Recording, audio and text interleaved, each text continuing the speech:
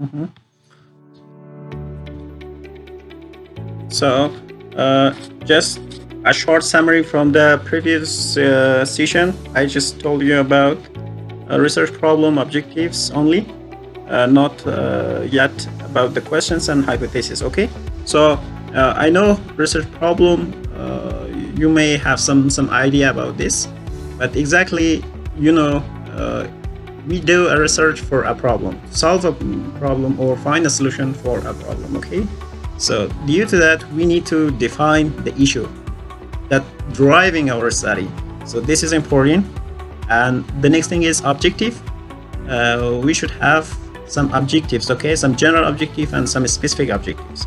Especially in the case of a general objective, we need to state what exactly we want to intend or accomplish. Okay, so this is necessary for us. Okay, and the next thing is questions. Okay, we will have some questions in our mind after finding a gap or finding a problem. So there will come too many questions or dozens of questions in our mind or in our thought, and technically we should specify those questions: what and why and when we want something, okay, or which thing we need to find out. Okay, so these are the points, these are the questions section that we need to have these questions in specifically in our research project. Okay, so then hypothesis we will formulate testable applications or predictions for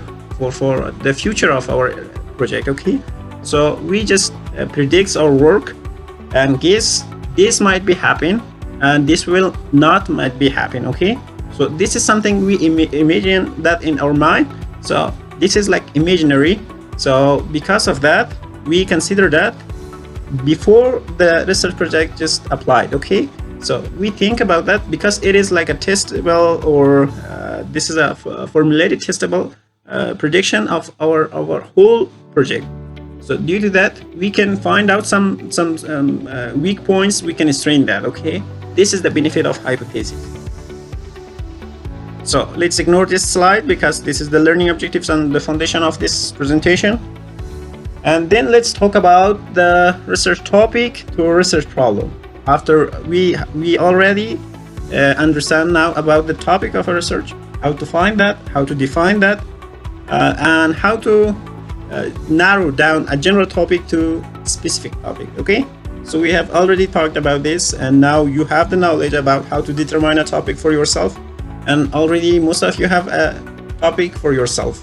You have chosen a topic for your project already. So in this presentation, I'm going to talk about that, how you can just apply those topic in this frame shape. Okay, I mean how to provide a problem statement for your project, for your topic, then about the objective, about the hypothesis, okay, about the research questions, everything. Okay, so something about the topic I want to tell you that this is kind of a broad area of interest. Like we have a topic and that is like for example here maternal health. Okay, so this is a topic and this is broad area, or this is a general idea. And another example is climate change. This is also a general idea. And after doing a comprehensive literature review, we will identify some gaps, inconsistencies, and unanswered questions in the literatures, okay, in the existing knowledge. So then we, after identifying all these materials, we will specify that. Okay, so we call this process defining a research problem. In this stage, we will talk about that problem and we will specify that, and we will bound that for a specific issue. Okay, for example, here we can say that barriers to adoption of renewable energy in rural communication in Southeast Asia. Okay, so we specify that. Okay, look, we are talking we just specified that we are going to study about the barriers. Okay, or what is the problem. Okay, here we state that there is some barriers. Okay, barriers about what? Barriers about the adoption of renewable energy. Okay, we have non-renewable energy and renewable energy sources in the world, okay? I mean in the earth. Okay, so here we are going to find out this problem, and this is exactly the problem, okay? Barriers of adoption to adoption of renewable energy in rural community, in where there is a problem in the rural area, okay, not in urban, okay? We just going to study about the rural area, okay, rural communities in a specific area, in a specific location, Southeast Asia, okay? So we determined that, and we determined that we are going to study something, and that is the problem. There might be some problems about the renewable energy, and there is some barriers about adoption of that in the rural communities in the Southeast Asia, okay? So this is the problem. We found that from the literatures, okay? And then we state that, okay? For example, here another example for telemedicine, okay? The topic is digital health, and the problem is barriers to sustaining telemedicine use among elderly patients in rural primary care settings, okay? So this is the problem. The barriers or the problem, and we specify everything here in the continuation of this sentence, okay? Okay, so after finding a problem, let's go through the narrowing process of this problem, okay? We should, in the first step, we should start with a broad area of interest. Then we will go to explore existing knowledge from the literatures, okay? Yes, we will preliminary reading, and we will focus some literature review and find the gaps, okay? After that, we identify what is unknown, what is inconsistent or problematic, okay? So we will write it down here in this step, and after that we will specify the population, the seating, the context, and the variables, everything, okay? In here we will determine everything, and we will close each points together, okay? We will put everything together, and we will just write down everything we have in our mind, and we find that from the literatures, okay?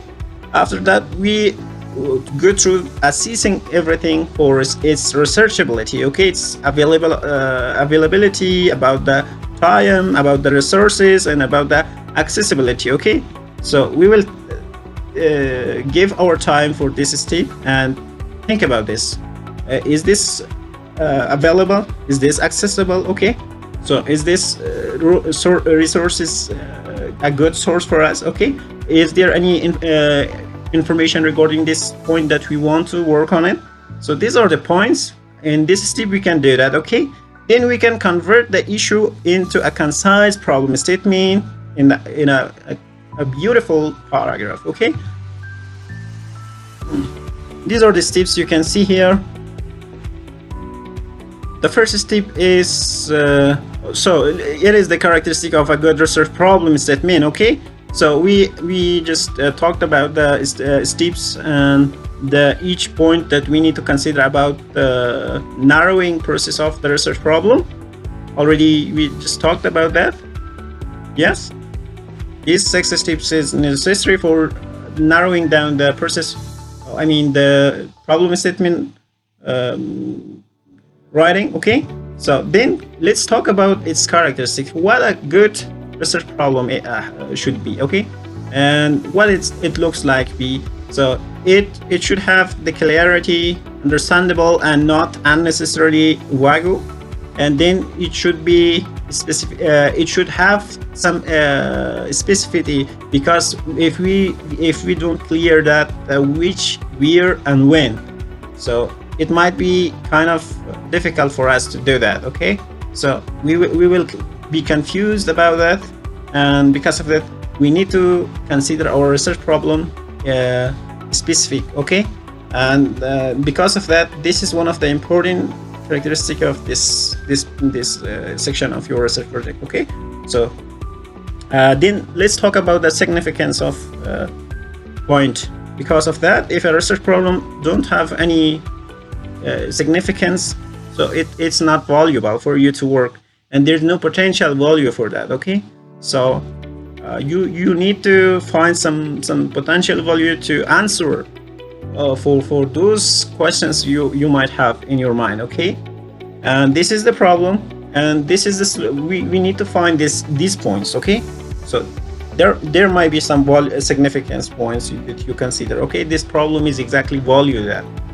And then the researchability, I just told that before for you, that researchability is something you might think this is good topic, this is a good problem statement, there is a big problem. Yeah, like for instance, you can say that in Afghanistan we can say there is a disease, but this is newly separated among the population of a large city. Okay, for instance, we can say Kabul city. Okay, but we don't have exactly the technology that to first of all we determine, or we should diagnose that before any other country in the moment. Okay, so this is not necessarily our work. Okay, there is another agent necessary from outside of Afghanistan necessary.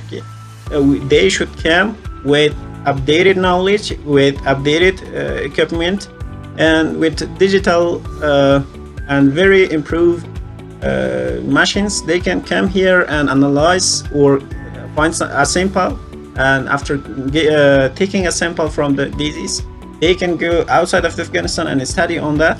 After a long time they can find that. Okay, so this is a difficult process.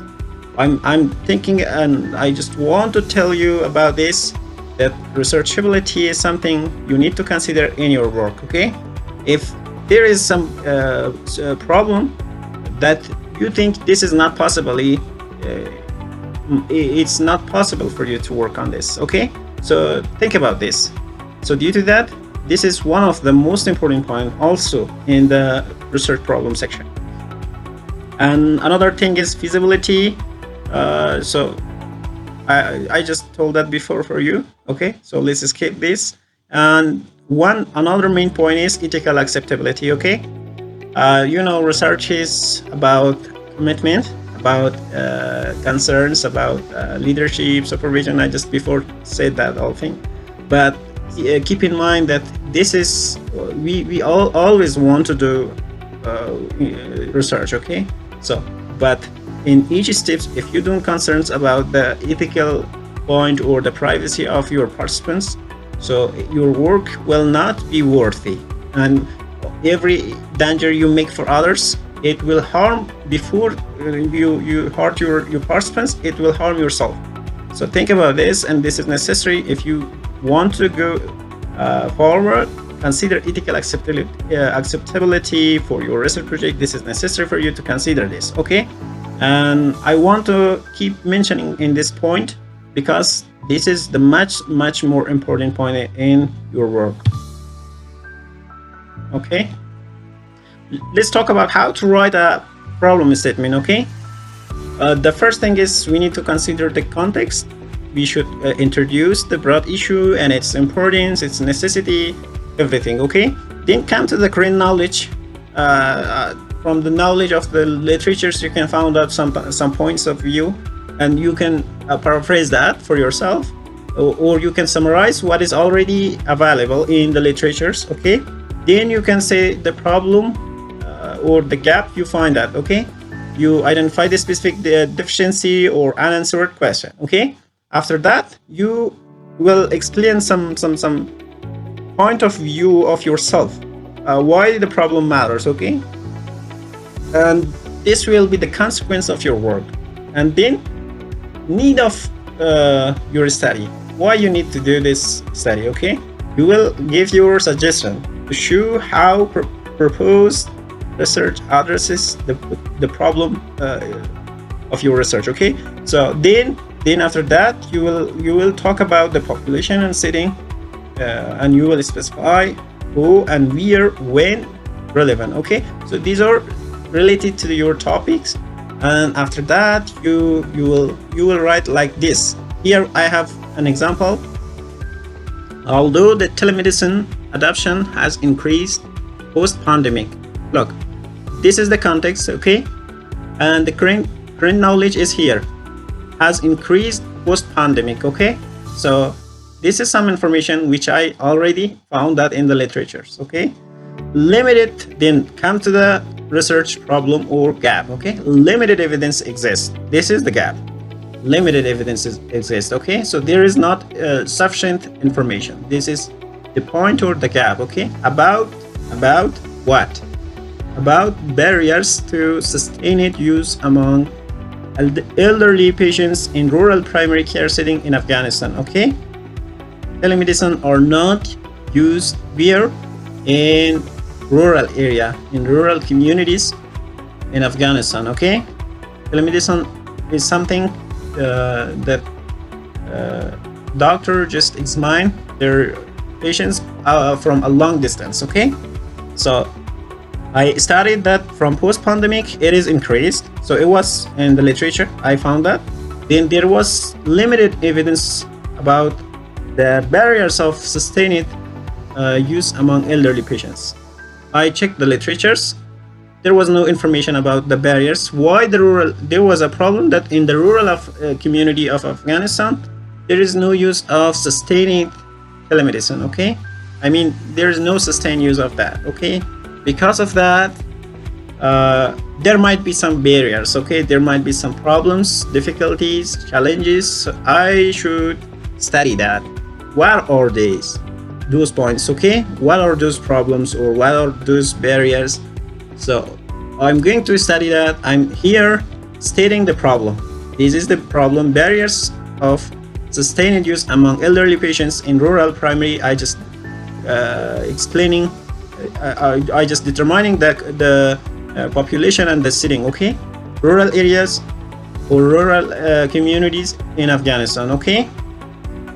And then come to the consequences. Understanding these barriers will inform targeted interventions to improve healthcare access. Yes, this is the consequence and this is the need for a study. Good, now you got it. And this example demonstrate all 6 components, okay? And you know, here I just write it down in each section. Post-pandemic telemedicine, this is the context and established context from the literatures, acknowledge current knowledge, identifying the gaps, that is limited evidence, okay? So let's escape this. Let's talk about the research purpose and objectives, okay?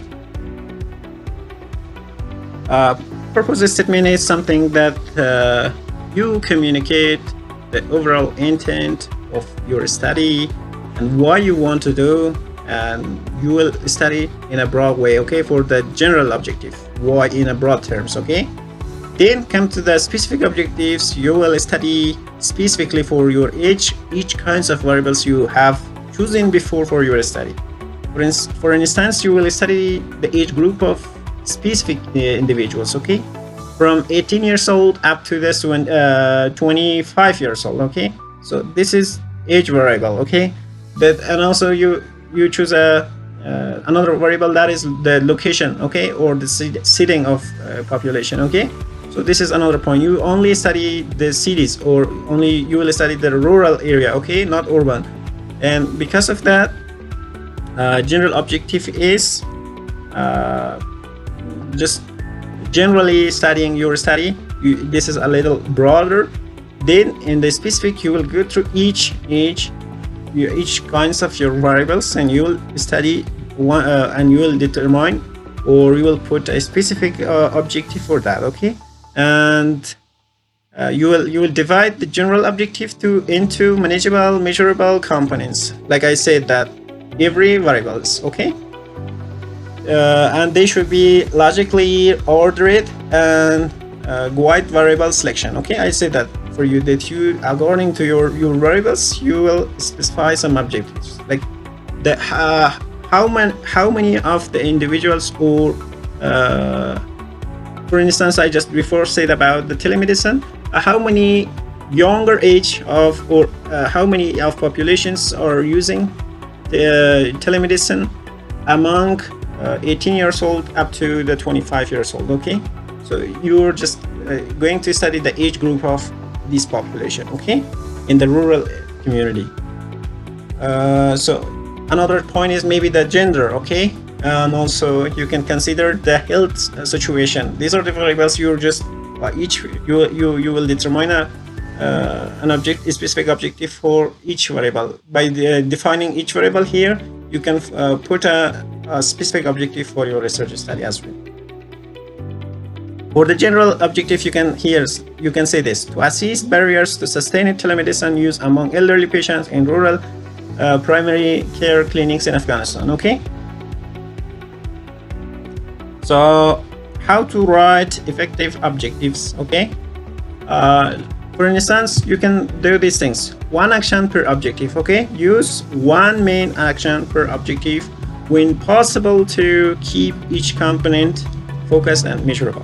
Okay, so then specify the population and setting, include who and where when necessary to bound the scope of each objective.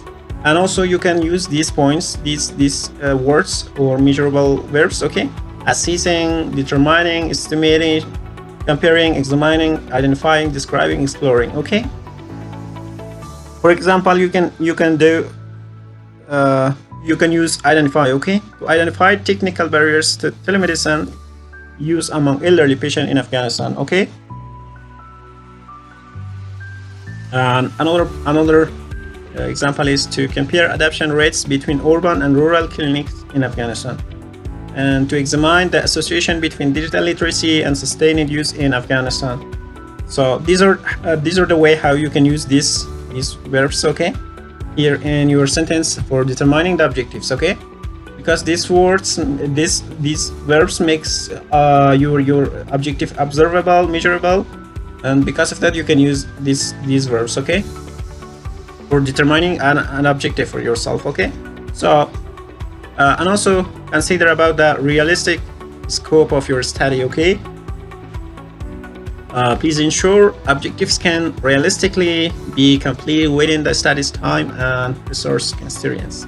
Okay, it might be time difficulties, it might be resource difficulties. You not have enough funded, okay, enough money, okay, and you might don't have the permission for doing this study. So these are the reality of some projects, okay? So you need to determine some goals, some objectives for yourself that you can do that, okay? Not something that too much difficult for you, that you will not be able to do that after you determine this objective. So you need to achieve them.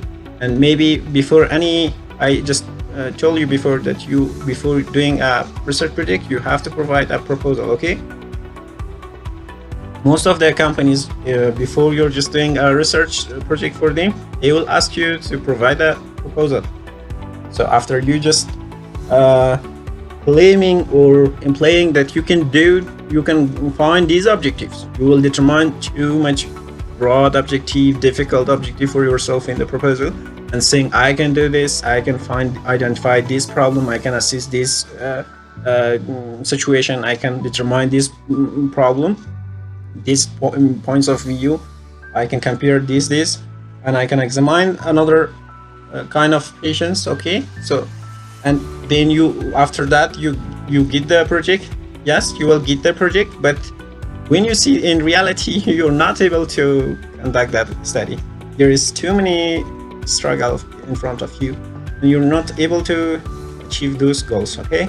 And that time your project will fail, okay? So please, before you're just providing objective, think about this point.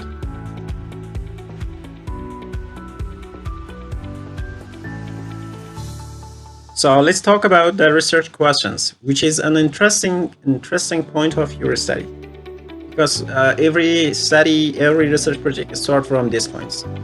There might be dozens of questions in your thoughts, in your minds, okay? Because of that, you will go through to study everything. You will read, you will go through the literature, and you will find out some lab examination maybe, and as well you will read the textbook, okay?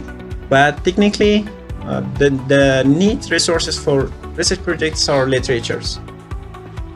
So a focused questions the study is designed to answer is a research question, okay? research questions are derived from the research problem, purpose, and objectives, and wide decisions about what information must be collected and how it will be analyzed. Okay, a good research question is a focused and clear question, unanswerable with evidence, and also consistent with the research approach, the way you're just doing it. Okay.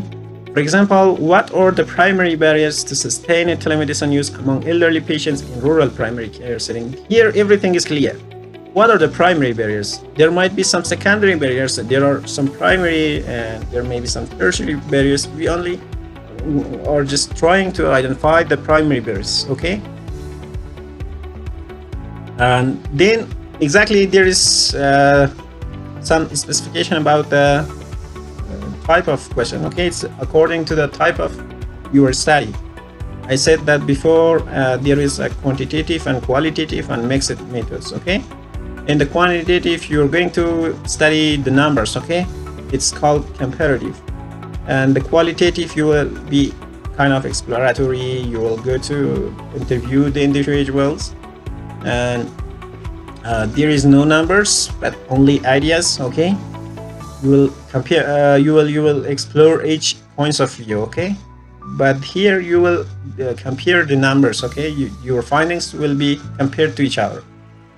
In mixed methods, you will provide some questions for the quantitative and also as well qualitative. Okay, how do qualitative findings explains the quantitative adoption patterns? This is the example. Okay, so for the quantitative, you can say that the adoption rates differ between patients with the high was low digital literacy. Okay, and maybe for the qualitative, you can say that how do elderly patients describe their experiences with the telemedicine barriers? Okay, they describe their experience. Okay, but here there is a rate of what adoption. Okay,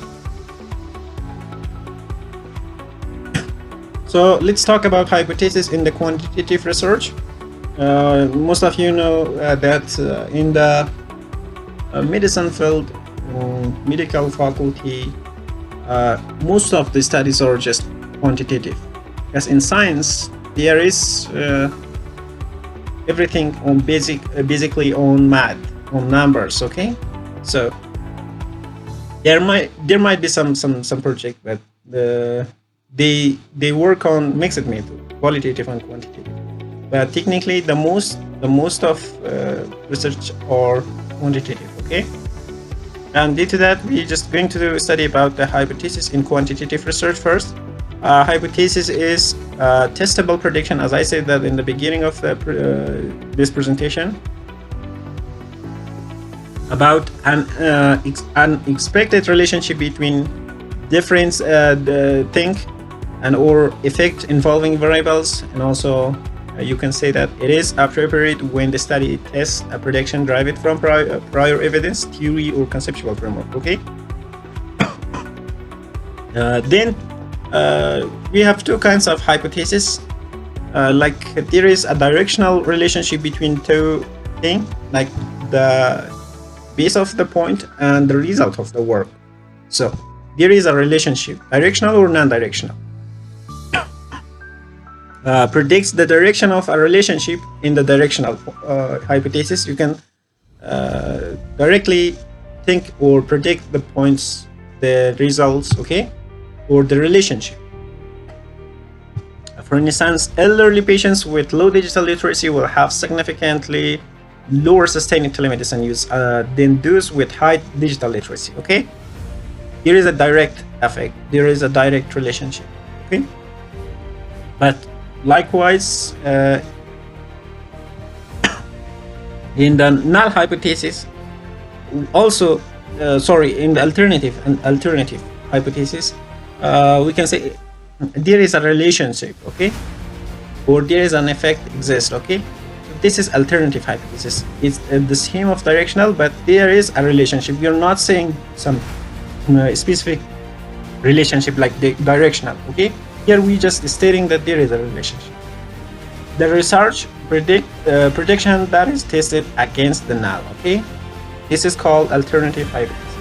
But in non-directional hypothesis, we can say that predicts a relationship without specifying direction. Okay, Like we can say there is a significant difference in telemedicine adoption between patients with a high and low digital literacy. Okay, we not specify that. Okay, there is a significant difference, not specifically a direct message or relationship. At the same time, here null hypothesis or zero hypothesis also called that, it states no relationship or effect exists. For instance, there is no significant difference in telemedicine adoption rates between high and low digital literacy groups. So already we are studied all these 4 points. Okay, now you understand the research problem, its objectives, research question, hypothesis. All of them are necessary and good points that you need to consider in your study. So this is it.